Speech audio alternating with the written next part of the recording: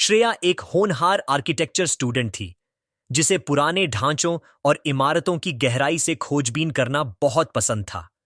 College की एक project में उसे एक वीरान हवेली का नक्शा बनाना था, जो शहर से दूर एक पहाड़ी इलाके में थी। लोग कहते थे कि उस हवेली में एक कमरा ऐसा है जो कभी नहीं खुला, और जो भी खोलने गया वो दोबारा दिखाई नहीं दिया। श्रेया को ऐसी बातों पर यकीन नहीं था। वो मानती थी कि डर इंसान के दिमाग की उपज है। वो अकेली ही अपने कैमरे और स्केचबुक के साथ हवेली पहुंच गई।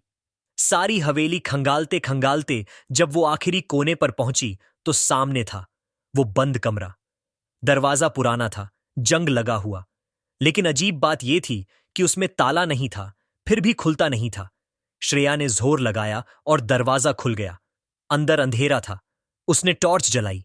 कमरे की दीवारों पर एक ही वाक्य लिखा था, जो खुद पर यकीन करता है वही इस कमरे से जिंदा निकल सकता है। अचानक दरवाजा जोर से बंद हो गया। श्रेया डर गई, पर घबराई नहीं। उसने पूरे कमरे को देखा। वहां कोई खिड़की नहीं, कोई दूसरी राह नहीं, लेकिन कमरे के बीचों बीच एक शीशा रखा था। जब उसने उसमें देखा तो एक चिट्ठी उसके रिफ्लेक्शन में दिखी, लेकिन सामने नहीं।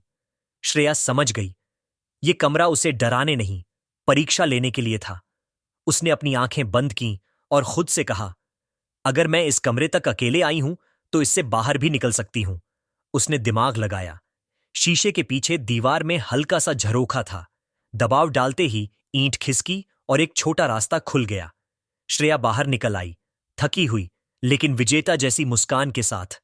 सीख: डर हर किसी के जीवन में आता है, पर जो खुद पर यकीन रखता है वो हर बंद कमरे से बाहर निकल सकता है। जिंदगी भी ऐसी ही है।